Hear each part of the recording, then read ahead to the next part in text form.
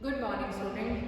Yes, beta. Let's start the next chapter of Indian economic development, that is rural development.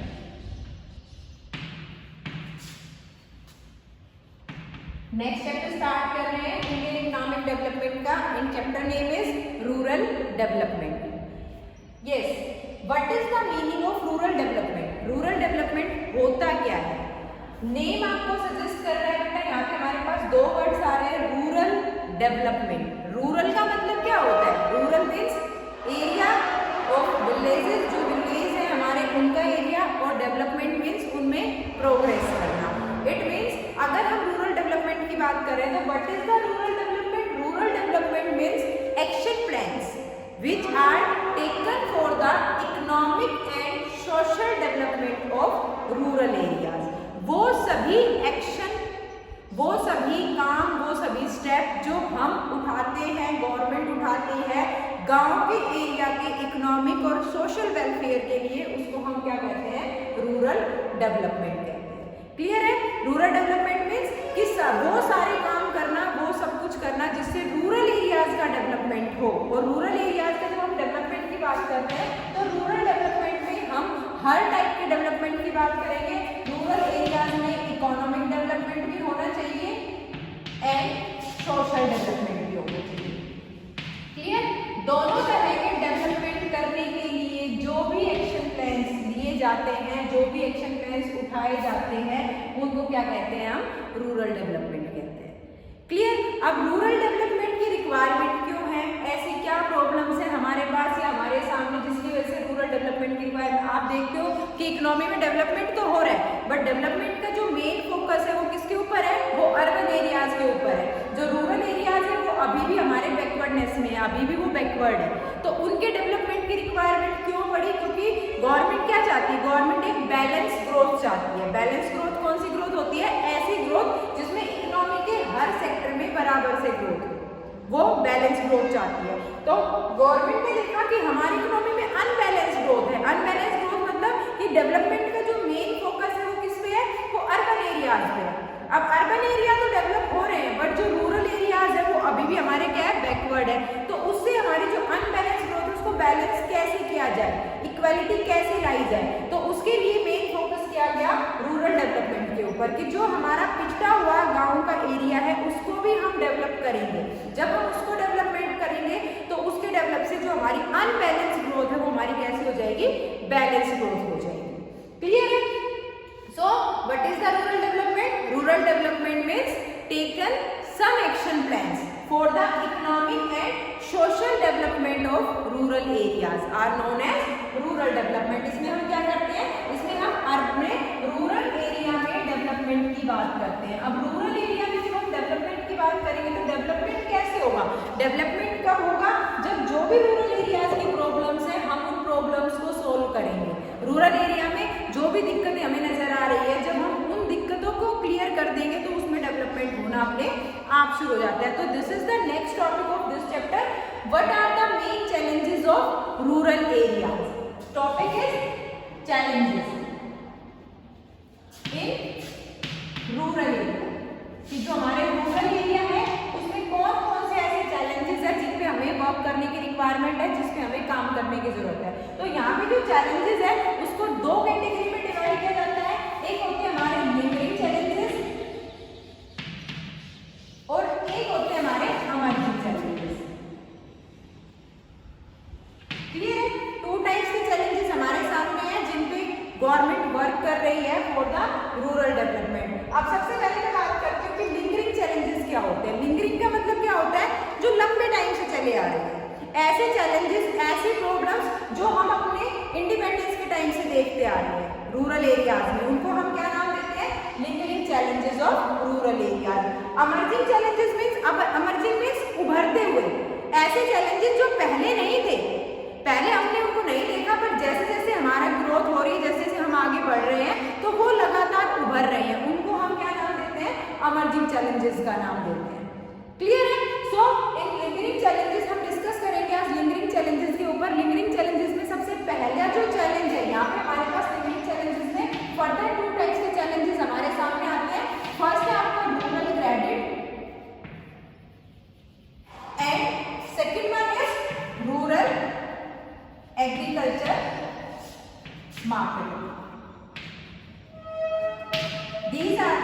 Main 2 challenges under lingering challenges। ये हमारे ऐसे challenge है जिनको हम independence से पहले से देखते आ रहे हैं। जब इंडिया इंडिपेंडेंट हुआ था तो उस टाइम भी ये चैलेंजेस हमारी इकोनॉमी में रूरल एरियाज में थे और आज भी ये हमारी इकोनॉमी में रूरल एरियाज में पाए जाते हैं। तो सबसे पहले हमें क्या करना है, हमें इन चैलेंजेस पे फोकस करना है। जब हम इन चैलेंजेस को रिमूव करेंगे, इन प्रॉब्लम्स को रिमूव करेंगे, तो उसके बाद जो डेवलपमेंट है वो हमारी अपने आप नजर आएगी। हमारा जो रूरल डेवलपमेंट है वो अपने आप हो जाएगा। Let's start the topic of lingering challenges in rural area. हम सबसे पहले लिंगरिंग चैलेंजेस के बारे में आज बात करेंगे कि जो रूरल एरिया है उसमें लिंगरिंग चैलेंजेस हमारे कौन कौन से हैं। सबसे पहले मैंने बात की रूरल क्रेडिट के बारे में। जो फर्स्ट चैलेंज है वो हमारा कौन सा है, rural credit. Yes, rural credit. Rural credit क्या होता है? क्रेडिट का मतलब उधार। गांव में जो फार्मर्स है हमारी कंट्री में, most of the farming family poor है या फिर मार्जिनल। हमारे यहाँ पे जो फार्मर का रिचर सेक्शन है वो बहुत ही कम है। ज्यादा फैमिली कैसी है, पुअर है और मार्जिनल है।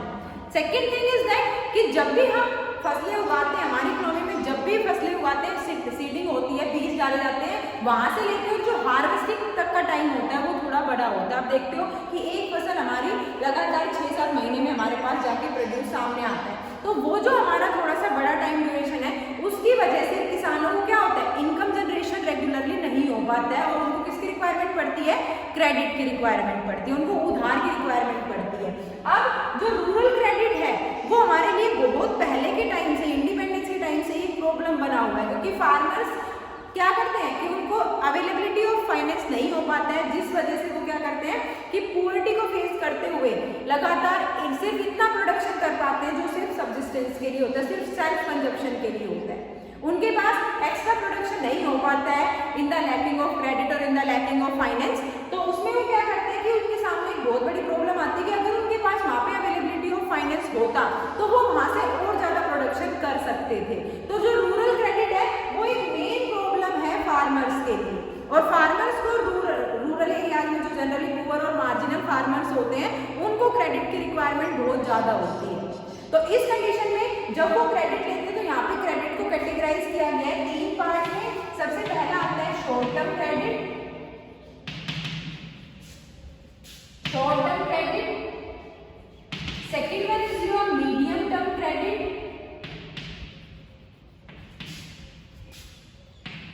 And last one is your long term credit. There are mainly 3 types of credit. First one is your short term credit. What is short term? Name suggest short term, जो छोटे time के लिए हो। जो छोटे time के लिए जब कोई भी फार्मर क्रेडिट की रिक्वायरमेंट करता है या क्रेडिट के लिए डिमांड करता है तो उसको हम शॉर्ट टर्म क्रेडिट कहते हैं। और उसका जो टाइम ड्यूरेशन होता है वो कितना होता है, लेस देन 1 ईयर। कितना होता है, less than 1 year. It means for the 6 months और for the 12 months.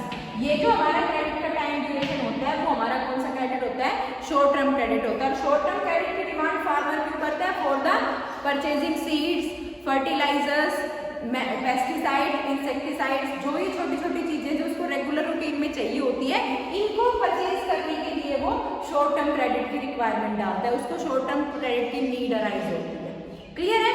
Now comes to the second topic. Second topic is medium term credit. Medium term credit means ऐसा क्रेडिट जो ना तो long term के लिए और ना ही शॉर्ट टर्म के लिए, उसको हम क्या कहते हैं, medium term credit. And time duration for this credit is 1 year to 5 years. कब तक होती है, 1 साल से 5 साल तक के टाइम के लिए। लाइक अगर फार्मर को अपने फील्ड में, अपने खेत में इरिगेशन फैसिलिटी करनी है, उसको वहाँ पे पानी की व्यवस्था करनी है, तो उसके लिए वो क्या करेगा, मीडियम टर्म क्रेडिट की डिमांड करेगा। इसका जो टाइम ड्यूरेशन है वो मोर देन 1 ईयर होता है बट लेस देन 5 ईयर्स होता है। क्लियर है? तो इसमें क्या होता है कि फार्मर जब क्रेडिट लेता है तो उसको विद इन 5 ईयर्स उस क्रेडिट की रीपेमेंट करनी होती है। Then third one is your long term credit. एक ऐसा क्रेडिट जो लॉन्ग टर्म के लिए होता है। Long term means for 5 years to 20 years.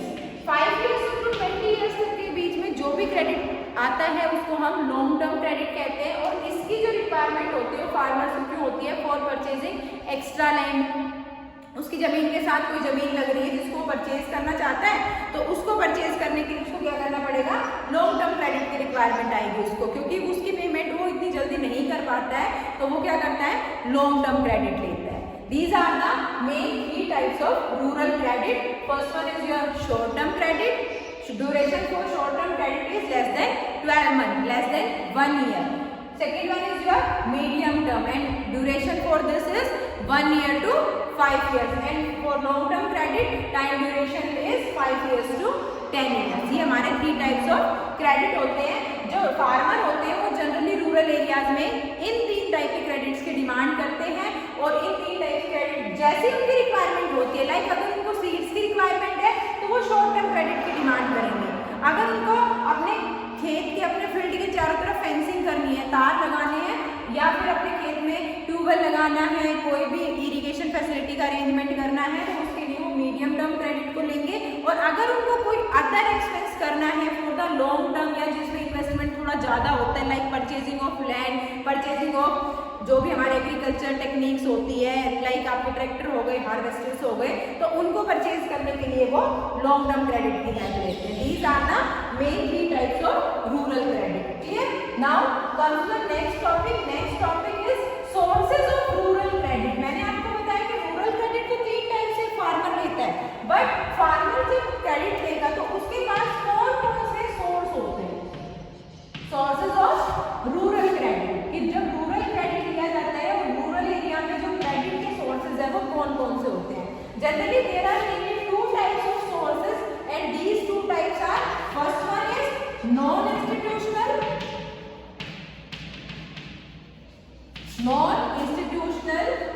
sources of credit and second one is institutional sources of credit. There are mainly 2 types of sources for rural credit. First one is non-institutional sources of credit and second one is institutional sources of credit. Let's discuss what is non-institutional sources of credit. These are the those credit, ये हमारे वो credit होते हैं जिसमें government interference नहीं होता है। ऐसे क्रेडिट सोर्सेज जिनमें गवर्नमेंट का कोई भी इंटरफेरेंस नहीं होता है, गवर्नमेंट कुछ भी नहीं करती है, ये कंप्लीटली जो प्राइवेट ओनर्स होते हैं उनके हाथ में होता है। इसमें ना तो इंटरेस्ट रेट फिक्स होती है, ना गवर्नमेंट किसी भी टाइप से हम गवर्नमेंट को उस चीज के लिए क्लेम कर सकते हैं। इसमें कहीं से भी गवर्नमेंट का कोई भी इंटरफेरेंस नहीं होता है और ना इसमें कोई रूल रेगुलेशन ज्यादा होते हैं। उसको हम non institutional sources of credit कहते हैं। और इसमें हम जनरली किनको इंक्लूड करते हैं, इसमें हम किनको इंक्लूड करते हैं, जो हमारे विलेज एरिया में जो मनी लेंडर्स होते हैं, as well as money lenders के साथ साथ जो लैंडलॉर्ड्स होते हैं, या फिर हम अपने फ्रेंड्स और फैमिली में से किसी से, फ्रेंड्स एंड फैमिलीज उसमें से हम कहीं से अपने लिए लोन का अरेंजमेंट करते हैं, तो ये सारे हमारे क्या है, non institutional sources of credit होते हैं। क्योंकि यहाँ पे देखिए इनमें किसी भी तरह का कहीं पे भी गवर्नमेंट का कोई भी इंटरफेरेंस नहीं पाया जाता है, गवर्नमेंट यहाँ पे बिल्कुल भी इंटरफेयर नहीं करती है। यहाँ पे हम अपनी रिक्वायरमेंट के अकॉर्डिंग अपने इन लोगों से, जो भी मनी लेंडर्स है, लैंडलॉर्ड्स हैं, इनसे अपने लिए लोन की डिमांड करते हैं और विदाउट एनी कोलेटरल और विदाउट एनी पेपर वर्क ये हमें लोन प्रोवाइड कराते हैं। बट यहाँ पे क्या होता है, गवर्नमेंट इंटरफेरेंस नहीं होने की वजह से यहाँ पे हमारे साथ फ्रॉड होने के चांसेस जो है वो थोड़े ज़्यादा होते हैं। कई बार क्या होता है, आपने देखा होगा पहले पुरानी मूवीज में आप जनरली देखते हैं कि मूवीज में क्या होता है कि फार्मर से पैसे लेते हैं मनी लेंडर्स से, तो मनी लेंडर्स धीरे धीरे करके उसको इतना बढ़ा देता है कि एक टाइम आने पर उनको अपनी जो एरिया होता है, लैंड होती है, वो उनको देनी पड़ती है। तो इसमें क्या होता है कि ये मनी लेंडर्स वाले जो कॉन्सेप्ट होते हैं या जो हमारे लैंडलॉर्ड्स होते हैं, इनमें गवर्नमेंट इंटरफेरेंस ना होने की वजह से कोई भी रूल रेगुलेशंस नहीं होते, कोई भी रिटन पेपर वर्क नहीं होता, जिस वजह से यहाँ पे फ्रॉड के चांसेस ज़्यादा होते हैं। Second one is your institutional sources of credit. Institutional sources of credit means ऐसे सोर्सेज ऑफ क्रेडिट जो किसके अंडर आते हैं, गवर्नमेंट के अंडर आते हैं, which are managed and regulated by the government, उनको हम क्या कहते हैं, इंस्टीट्यूशनल सोर्सेज ऑफ क्रेडिट। ऐसे क्रेडिट सोर्सेज जो मैनेज भी गवर्नमेंट करती है और उनको रेगुलेट भी गवर्नमेंट करती है, उसकी सारी terms and conditions are decided by the government, उन सोर्सेज को हम इंस्टीट्यूशनल सोर्सेज ऑफ क्रेडिट कहते हैं। और इसमें जनरली हम किसको इंक्लूड करते हैं, इसमें हमारा क्या क्या चीजें आएंगी, लाइक आपकी कोऑपरेटिव सोसाइटीज हो गई, clear, cooperative societies. Second one is your state bank of India and other commercial banks. Third one is your RRBs, regional rural bank. ये हमारे ऐसे बैंक हैं जो स्पेशली रूरल एरियाज के डेवलपमेंट के लिए गवर्नमेंट ने बनाए हैं। And last one is your NABARD, clear. ये हमारे कुछ ऐसे इंस्टीट्यूट हैं जो under the institutional sources of credit आते हैं, बिकॉज दीज इंस्टीट्यूट और these financial agencies are mainly managed and regulated by the government. Let's discuss about them. First one is your cooperative societies. Cooperative societies क्या होती है? Cooperative societies एक तरह के financial institute होते हैं जो फार्मर्स को एक रीजनेबल इंटरेस्ट रेट पे लोन प्रोवाइड कराते हैं, क्लियर है। ऐसे सोर्सेज जिसमें जो फाइनेंस की अवेलेबिलिटी होती है वो किसानों को आसानी से हो जाती है और जो लो रेट ऑफ इंटरेस्ट होता है वो इसमें सबसे कम होता है। जैसे ही हमारा फर्स्ट 5 ईयर प्लान जब लॉन्च हुआ था तो उस टाइम पे जो कोऑपरेटिव सोसाइटीज से मिलने वाला लोन था वो बहुत ही कम रेट पे मिलता था और बहुत ही कम शेयर था। बट जैसे जैसे हमारी डेवलपमेंट हुई, जैसे जैसे लोग इसके बारे में अवेयर हुए, लोगों को इनके ड्रॉबैक्स पता चले, तो लोगों ने धीरे धीरे इंस्टीट्यूशनल सोर्सेज की तरफ चलना शुरू कर दिया। उन्होंने माना कि यहाँ पे जो फ्रॉड हो रहा है उसका सॉल्यूशन सिर्फ यहाँ पे है, तो इस वजह से उन्होंने नॉन इंस्टीट्यूशनल को छोड़ते हुए इंस्टीट्यूशनल में कदम रख दिए। Second thing is SBI, state bank of India. Government ने क्या किया कि रूरल क्रेडिट प्रोवाइड कराने के लिए, रूरल एरियाज के लिए state bank of India establish किया और इसकी जो एस्टेब्लिशमेंट डेट थी वो कब थी? 1955 में स्टेट बैंक ऑफ इंडिया को बनाया गया और स्टेट बैंक ऑफ इंडिया जो है वो गवर्नमेंट के अंडर में आता है और इसका जो मेन पर्पज वो क्या है? एक रीजनेबल और एक लेस कोलेट्रल के साथ फार्मर्स को या अदर जो भी हमारे जिनको भी रिक्वायरमेंट है उनको लोन प्रोवाइड कराना। एंड कमर्शियल बैंक्स, कुछ ऐसे बैंक्स थे जिनको नेशनलाइज किया गया और नेशनलाइज कब किया गया? 1969 में। जिन भी बैंक्स को उस टाइम पे नेशनलाइज किया गया उनको कमर्शियल बैंक्स की कैटेगरी में रखा गया। कमर्शियल बैंक्स वो बैंक्स होते हैं जो लोगों से, जो हमारी जनरल पब्लिक होती है उससे जो भी उनके पास एक्स्ट्रा सरप्लस अमाउंट होता है उसको एक्सेप्ट करते हैं as their deposits and when they required they advance loan to them also. ऐसा नहीं है कि सिर्फ बैंक में पैसा जमा कर रहे हैं लोग, बैंक से वो उधार भी ले सकते हैं जब भी उनको उसकी जरूरत हो। और बैंक का एसबीआई को 1955 में एस्टेब्लिश किया गया और कुछ हमारे ऐसे कमर्शियल बैंक्स थे जो पहले गवर्नमेंट के अंडर नहीं आते थे, गवर्नमेंट ने उनको नेशनलाइज किया इन 1969 में। एंड आफ्टर दैट जो भी हमारे वो बैंक थे उन सबको कमर्शियल बैंक्स की कैटेगरी में रखा गया और उनको वो सारे फंक्शंस दिए गए जो रूरल डेवलपमेंट के लिए या एग्रीकल्चरल डेवलपमेंट के लिए रिक्वायर्ड थे, clear. Now comes to the next one is RRBs, rural regional rural banks. RRBs क्या होते हैं? Regional rural banks. आपने वर्ड सुना होगा सर, हरियाणा ग्रामीण बैंक। तो ये क्या होते हैं? ये ऐसे बैंक होते हैं जो स्पेशली गवर्नमेंट ने किस लिए बनाए हैं? ग्रामीण और रूरल एरियाज के डेवलपमेंट के लिए बनाए हैं। इनकी जो ब्रांचेस होती है वो जनरली रूरल एरियाज में या रीजनल रूरल एरियाज में होती है ताकि वहाँ के लोगों के जो भी क्रेडिट रिक्वायरमेंट्स है उनको मीट किया जा सके, उनको फुलफिल किया जा सके। Next one is NABARD. NABARD means national bank of agricultural and rural development. ऐसा बैंक जो स्पेशली किस लिए बनाया गया था? एग्रीकल्चरल रूरल डेवलपमेंट के लिए। इन 1980s में इसको बनाया गया था और इसका बनाने का जो मेन पर्पस था वो सिर्फ एग्रीकल्चर को डेवलप करना और रूरल डेवलपमेंट करना था, क्लियर है। हमारे ये इंस्टीट्यूशनल सोर्सेज ऑफ क्रेडिट आते हैं। इतने सारे हमारे पास सोर्सेज होते हुए भी जो हमारे फार्मर्स हैं उनके लिए अभी भी रूरल क्रेडिट एक चैलेंज बना हुआ है। अभी भी हम क्रेडिट की जो रिक्वायरमेंट्स है उनको फुलफिल नहीं कर पा रहे हैं। What's the reason behind it? Reason is that कि जो गांव के लोग हैं वो आज भी किसके चक्कर में फंसे हुए हैं?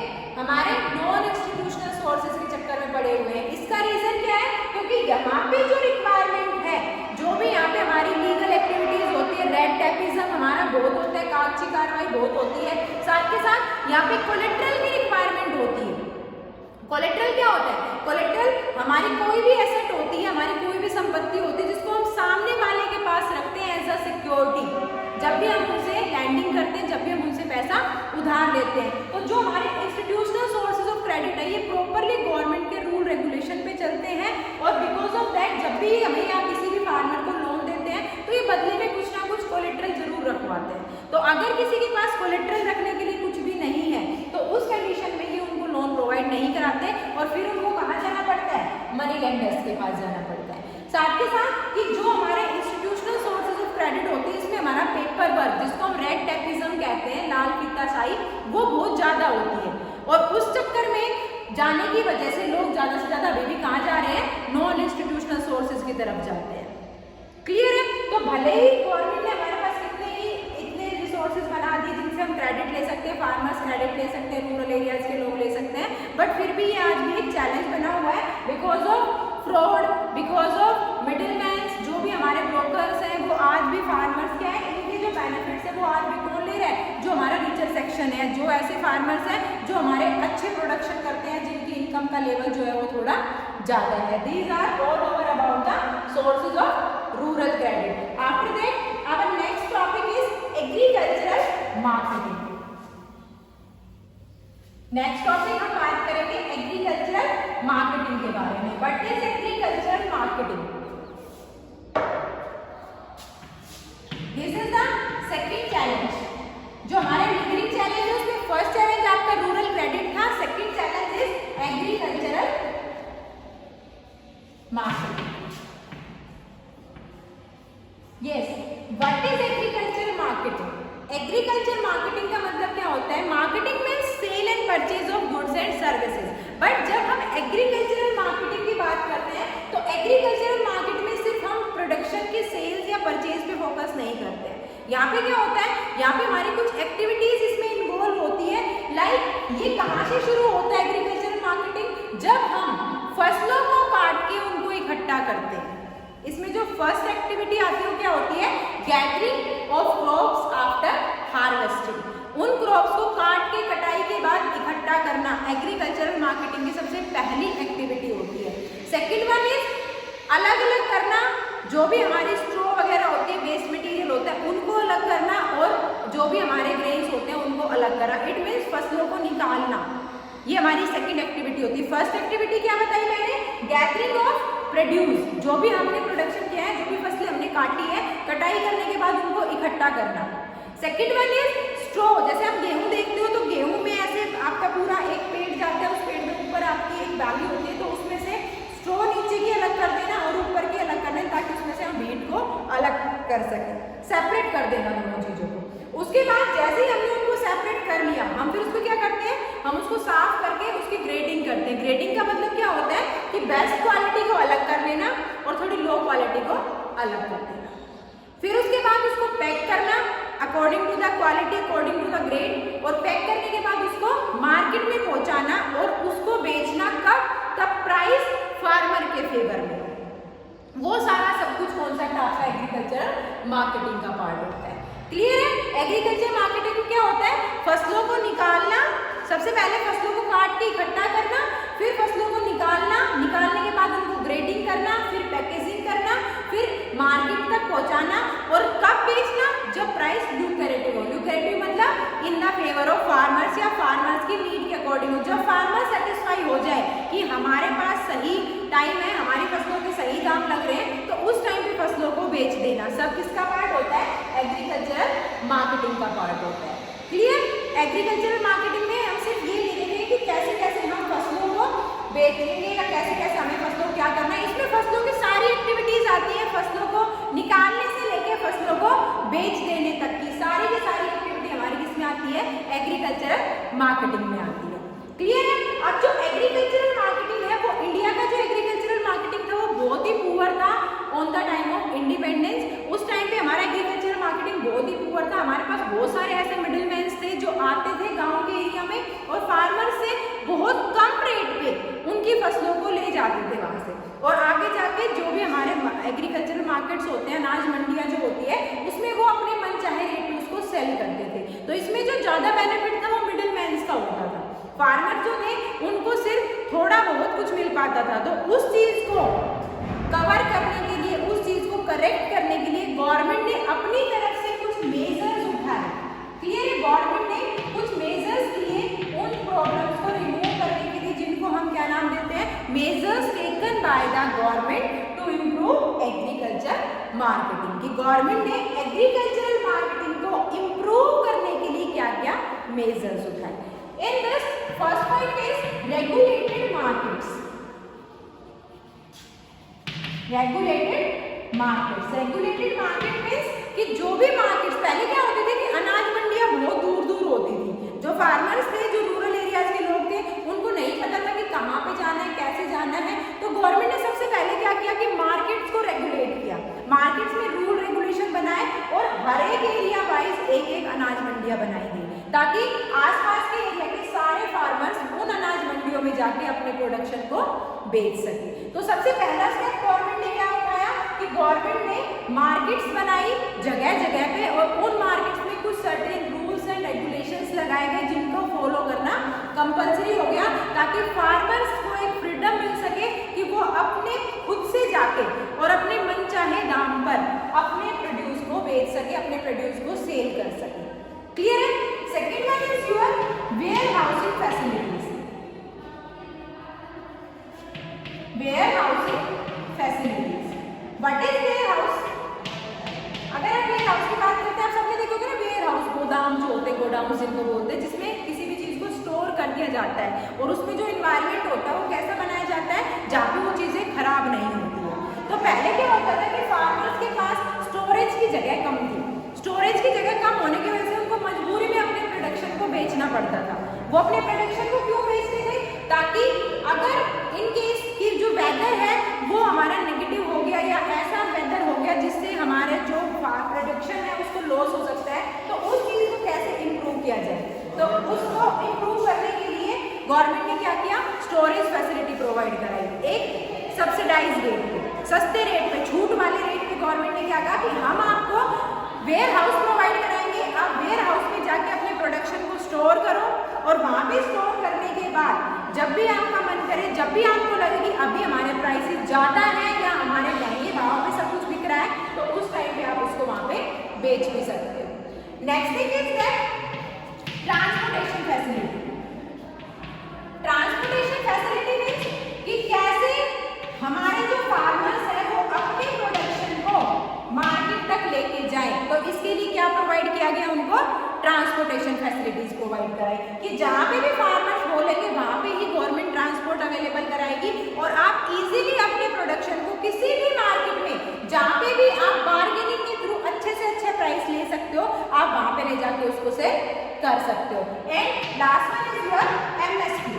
MSP is minimum support price policy. MSP policy मतलब मिनिमम सपोर्ट प्राइस पॉलिसी. ये एक ऐसी पॉलिसी थी जिसको गवर्नमेंट ने चलाया था, और गवर्नमेंट ने इसको क्यों चलाया था? According to this policy government ने क्या रूल बनाया कि पहले फार्मर्स को पूरी फ्रीडम है, फार्मर जहां भी चाहे, जिसको भी चाहे अपने प्रोडक्शन को बेच सकते हैं, बट अगर कहीं पे भी उसका प्रोडक्शन नहीं बिक रहा है तो एक फिक्स प्राइस पे वो कभी भी अपनी चीज को गवर्नमेंट को सेल कर सकता है. गवर्नमेंट उसको परचेज करेगी to minimise the farmers risk, ताकि फार्मर के सिर पे ज्यादा रिस्क ना हो. अगर फसलें नहीं बिकी तो फार्मर्स की तो इनकम नहीं होगी. तो गवर्नमेंट ने क्या कहा कि पहले फ्रीडम फार्मर्स की है, पहले आप जहां मन करे आप उस चीज को बेचो. अगर कहीं नहीं बिकता है तो उस कंडीशन पे एक जो भी प्री डिटरमाइंड प्राइस होता है, जैसे आप देखते हो जैसे ही फसलें कटती है तो गवर्नमेंट रेट आ जाते हैं, जो गवर्नमेंट रेट्स आते हैं वो एमएसपी रेट्स होते हैं. उस रेट पे आप कभी भी अपने प्रोडक्शन को गवर्नमेंट को बेच सकते हो. और गवर्नमेंट उसका क्या करती है, फिर गवर्नमेंट इतना अनाज खरीदती है, उसको क्या करती है, यूज करती है in the PDS, public distribution system. क्या होता है पब्लिक डिस्ट्रीब्यूशन सिस्टम? एक ऐसा सिस्टम जिसमें गवर्नमेंट बीपीएल फैमिलीज को एक सस्ते रेट पे, जिसको हम क्या कहते हैं, फेयर प्राइस कहते हैं, सस्ते रेट पे लोगों को जो भी रिक्वायर्ड ग्रेन्स होते हैं, पल्सेस होती हैं, प्रोवाइड कराती है, और उस प्राइस को फेयर प्राइस कहते हैं. Fair price is always less than the market price, और ये जनरली किसके लिए होता है, बीपीएल फैमिलीज के लिए होता है. गवर्नमेंट एमएसपी पॉलिसी के थ्रू ग्रेन्स को परचेज करती है, उसको किस में ऐड कर देती है, बफर स्टॉक में ऐड कर देती है. क्या होता है बफर स्टॉक? 10th में पढ़ा होगा आप लोगों ने. Buffer stock means stock of grains for the natural calamities और फॉर द स्टोरेज. क्लियर है? जब भी आप सबको पता है कि भाई एग्रीकल्चर जो पूरी तरह से मौसम पे डिपेंड होती है, अगर मौसम खराब हो गया और हमारी फसलें नहीं हुई करते हो छोड़ देंगे, छोड़ तो नहीं सकते, तो उसमें हम किसका यूज करेंगे, उस स्टोरेज अमाउंट का यूज करेंगे जो हमने पहले से स्टोर कर रखा है, और जो भी वो स्टोरेज अमाउंट होता है उसको हम क्या नाम देते हैं, buffer store. These all are about the agricultural marketing and measures taken by the agricultural marketing by the government. Clear है? This is all over about the lingering challenges of rural areas. Clear है? We will discuss about the emerging challenges in our next class. Thank you so much.